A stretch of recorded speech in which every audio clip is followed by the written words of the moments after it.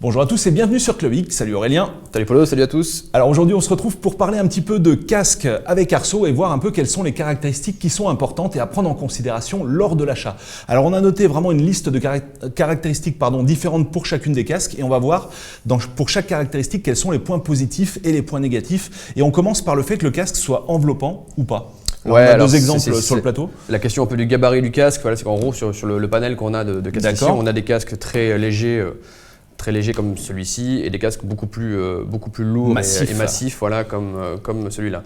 Et donc forcément, entre l'un et l'autre, on n'a pas du tout c'est une question d'abord de style aussi. Hein, il y en a un qui est discret, l'autre qui est beaucoup plus voyant. Mais ça va entraîner tout un tas de choses aussi derrière. Ouais, il y a le poids sur la tête, voilà, sera plus quelque chose de léger comme celui-ci, sera peut-être plus agréable, plus insignifiant sur la tête que ça qui pèse un petit peu. Après, par contre, voilà, celui-là préserve mieux des bruits environnants. D'accord.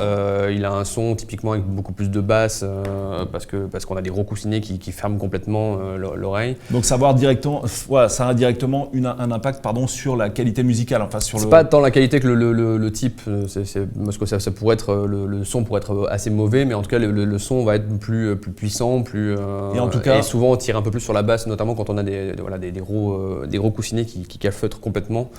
C'est pas la même acoustique. Et en tout cas, isolation phonique, ça c'est plus isolation phonique, ça c'est radical.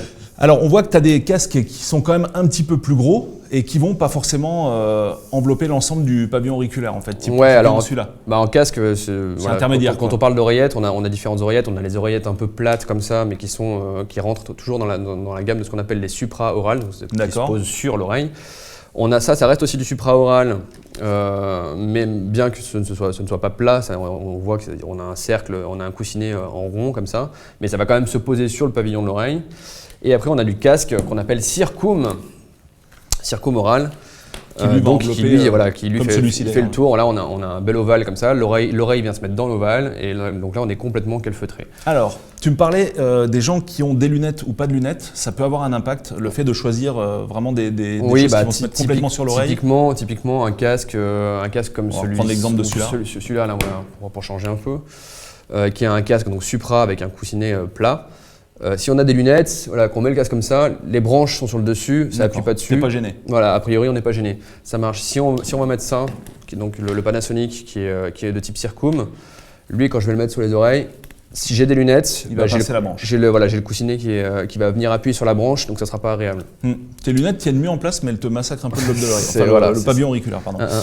Est-ce qu'on a tout vu sur le côté enveloppant ou pas ? Le côté enveloppant, après, ça va. On aura une acoustique un peu plus travaillée sur un casque Circum comme ça, qui va complètement envelopper l'oreille, c'est-à-dire que l'oreille va être plongée dans une sorte comme si on était dans une pièce. Il y a la distance qui se fait entre le transducteur et l'oreille, ça permet aux ingé-sons de faire des choses un peu plus sympas. Les supras sont vraiment posés sur l'oreille, donc généralement ils isolent plutôt bien, mais ça peut être assez inconfortable à force s'ils appuient un peu trop fort, ça peut être un peu inconfortable. Ok. Voilà. Alors ensuite, maintenant, on va parler d'une autre caractéristique qui peut être commune à l'une ou l'autre des deux types de casques, l'un ou l'autre des deux types de casques dont on vient de parler, c'est le fait qu'ils soient ouverts ou non. Alors ça, qu'est-ce que ça signifie concrètement ? Sur les casques nomades, on est essentiellement sur les casques fermés. Voilà. Alors un casque ouvert, c'est celui-là. C'est un casque où en gros le transducteur est libre derrière. Il n'y a pas de coque qui enferme le transducteur dans un volume d'air constant. C'est que là, voilà, l'air est partout, passe à travers le transducteur et va directement sur l'oreille. Ça donne un son très aéré, très ouvert. Mais par contre, ça produit aucune isolation phonique, ni dans un sens ni dans l'autre. C'est-à-dire que si on est dans les transports en commun, moi avec ce casque-là sur les oreilles, je vais entendre tous les bruits des transports en commun et tous les gens autour de moi vont entendre ma musique si je la mets un peu forte. Inconvénient. Donc c'est un peu gênant. Et à l'inverse, on a du casque fermé. Donc là où on a le transducteur qui produit le son est encapsulé dans une coque fermée, donc un volume d'air constant.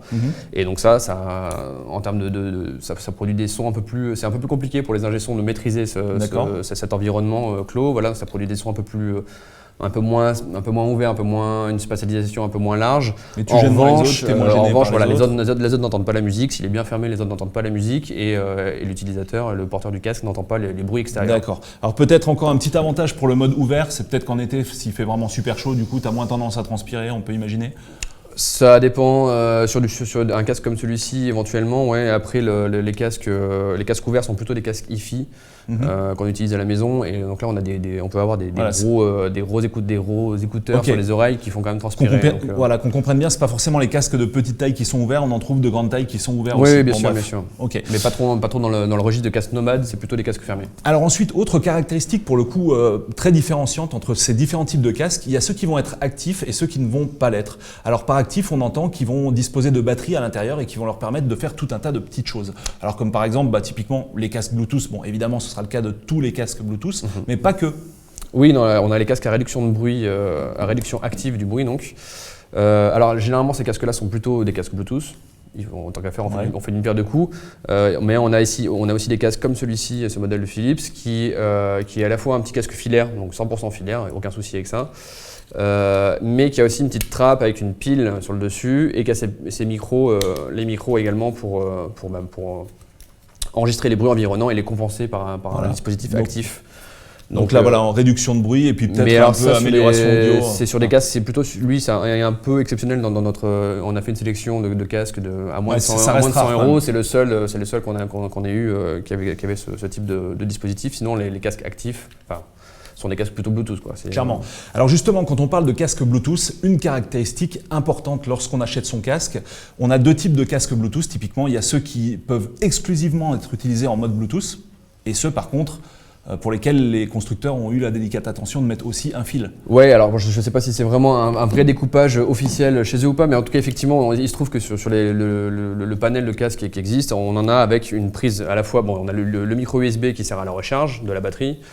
Je ne sais pas si on voit bien à l'écran, et on a de l'autre côté une fiche mini jack qui permet, quand il n'y a plus de batterie, de passer en filaire et d'avoir un casque traditionnel. Normal. Du coup là, on n'a plus de réduction de bruit si tant est que le casque en fut équipé, mais au moins on peut continuer à écouter sa musique, même si le casque est Bluetooth à la base, si bien sûr on se balade avec son câble forcément sur soi. Ouais. Autre caractéristique pour les casques Bluetooth, les commandes, les commandes, ça, il faut que ça convienne. Il faut que ça convienne, faut quand même. Nous on a eu différents casques sous la main là, et il y a des casques qui fonctionnent avec des commandes tactiles, justement celui-ci. On fait glisser son doigt sur la coque d'écouteur. Pas d'usure des boutons là pour le coup, il n'y a pas de mécanique. Non, c'est l'avantage. Avec des gants, ça marche pas trop. En hiver, ou les doigts mouillés, cool. Je sais pas, donc ça c'est un style un peu épuré qui est assez ergonomique, mais avec quelques réserves. On a le style plus traditionnel avec des boutons un peu partout, comme ce modèle de Philips. Là pour le coup, il y a vraiment beaucoup de boutons. On a le bouton play, pause et réception d'appel.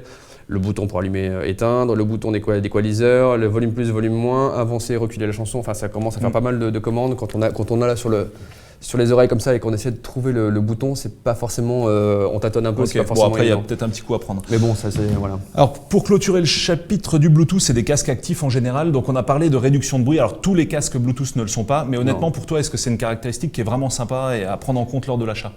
C'est une caractéristique qu'on trouve sur les casques quand même assez coûteux. Donc, là, c'est déjà minimum 130 €, quoi. Ouais, en tout cas, oui, on est dans les 100, 150, voire 200 €, les casques réduction active du bruit. C'est des casques qui sont intéressants quand on évolue en milieu bruyant, tout simplement. C'est logique, s'il y a quelqu'un qui va prendre l'avion souvent ou les transports en commun, même dans la rue, des fois, ça peut être très bruyant. Ouais, après dans la rue, moi c'est peut-être assez personnel, mais je conseille pas spécialement des choses qui isolent trop non plus, parce que c'est dangereux tout simplement. Ça peut être dangereux. Ouais. Voilà, il y a la circulation, il y a des gens autour de nous, il y a des gens qui peuvent vouloir vous parler, donc vous, si vous êtes complètement isolé, c'est plutôt les casques à réduction active de bruit sont plutôt orientés, typiquement c'est les avions. Ouais. Parce que l'avion produit un bruit, un vrombissement sourd qui est facilement atténuable par ces casques-là. Mais aussi, le train, les transports en commun sont un usage assez. Mais si on ne prend pas les transports en commun, ça ne sert à rien de prendre un casque à réduction active. Ok, ça marche. Dernier petit détail, sur les casques Bluetooth, parfois, les casques un peu compliqués, on va dire, parfois, soit tu peux mettre un câble jack donc pour remplacer le Bluetooth, quoi, mais tu en as certains aussi que tu peux peut-être brancher en USB directement sur ton ordinateur et qui ont une carte son intégrée. Non, c'est plus du casque gamer. Ça, c'est pas vraiment la même veine de casque, c'est des casques plutôt gamer. Après, on a des casques, un cas plus particulier qui va peut-être changer une fois que Apple aura sorti son nouvel iPhone sans prise jack, si ça se confirme. C'est des casques actifs aussi, mais donc avec carte son intégrée dans l'écouteur et connexion en Lightning au téléphone. Donc ça, c'est encore autre chose, mais ça c'est une frange très réduite. Voilà, qui sera peut-être amenée à se développer si jamais Apple, pour le coup, laisse plus que cette prise. Et tu parlais sur les casques Bluetooth, tu parlais du fait d'avoir éventuellement un jack qui s'ajoute ou pas en cas de manque de batterie. C'est aussi important sur les casques filaires, c'est d'avoir avoir un câble détachable, c'est aussi un certain avantage parce que c'est souvent le problème des casques filaires, c'est que leur longévité, les casques filaires souvent cassent au niveau du. Donc là, tu peux le changer. C'est les câbles qui rendent l'âme. Et donc avoir un casque avec un jack qui est amovible, c'est ça fait partie des critères qui peuvent être intéressants. Ça, c'est un critère qui est très intéressant. Un peu la durée, artificiellement unilatérale, c'est-à-dire que on a juste une oreillette qui a le fil, c'est aussi assez pratique, mais surtout qui détachable, qui puisse s'enlever. Donc ça, c'est pas mal. Voilà, argument valable aussi pour les casques filaires pour le coup, puisqu'évidemment sur les casques Bluetooth, forcément, on pourra l'enlever.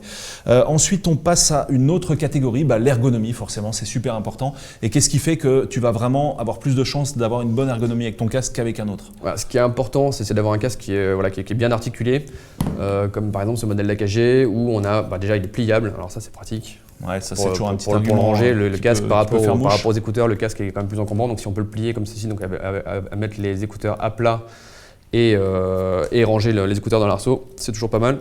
On a également après une petite charnière comme ça et l'écouteur qui tourne, ce qui fait qu'une fois quand on met le casque sur la tête, on a vraiment, vu que lui vu que l'écouteur est articulé sur 3 dimensions en quelque sorte, on a vraiment l'écouteur qui se plaque parfaitement bien sur l'oreille, peu importe la morphologie de l'utilisateur. Bon, ça c'est mieux, c'est de tester en magasin. Il y a des casques, mais ça de toute façon, vaut mieux essayer parce qu'il y a des casques qu'on ne suspecte pas, comme celui-ci de TNB qui est très bien articulé.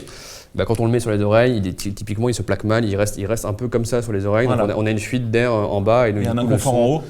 Ouais, il y a un appui excessif en haut et puis il y a insuffisant en bas et du coup c'est Pour le coup, avoir tous les degrés de liberté nécessaires en termes d'articulation, ça suffit pas quoi. Donc voilà, la notion d'ergonomie est pas mal, mais ça là-dessus faut essayer. Ok. Bon, écoute, merci Aurélien pour toutes ces précisions. Je pense qu'on a pas mal fait le tour de la question et c'est vrai qu'il y a tout un ensemble de choses. On a l'impression que c'est simple de choisir un casque, mais il y a quand même tout un ensemble de critères qui sont vraiment importants à prendre en compte lors de l'achat. Allez, à bientôt. À bientôt.